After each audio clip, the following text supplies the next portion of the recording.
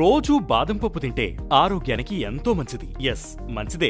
అందుకే ఆరోగ్య నిపుణులు వీటిని సూచిస్తుంటారు. అయితే తినమని చెప్పే సూచనలే కాదు, అతిగా తింటే ఏమవుతుందోనని వాళ్ళు చేసే హెచ్చరికలు కూడా మనం పరిగణలోకి తీసుకోవాలి. బాదం వల్ల ఎన్ని ప్రయోజనాలున్నాయో అతిగా తింటే అదే రేంజ్ లో నెగటివ్ ఎఫెక్ట్ కూడా ఉంటాయని న్యూట్రిషనిస్ట్స్ హెచ్చరిస్తున్నారు. ఆల్మండ్స్ లో ఫిటిక్ యాసిడ్ అండ్ డైటరీ ఫైబర్స్ ఎక్కువ, కాబట్టి ఎక్కువగా బాదం తినడం వల్ల బాడీకి అవసరమయ్యే calcium, magnesium, iron and zinc levels తగ్గిపోతాయి. దీనివల్ల లాంగ్ టర్మ్ డెఫిషియన్సీస్ వచ్చే రిస్క్ ఉంది. ముఖ్యంగా శాకాహార పోషకాలపైనే ఆధారపడే వాళ్ళు అతిగా బాదం తింటే ఎక్కువ ఎఫెక్ట్ చూపిస్తుంది. ముఖ్యంగా బాదం ఎక్కువ తిని తగిన నీళ్లు తాగకపోతే అరుగుదల సమస్యలు వస్తాయి. గ్యాస్ ప్రాబ్లమ్స్, డయేరియా మొదలైన ఇబ్బందులు వస్తాయి.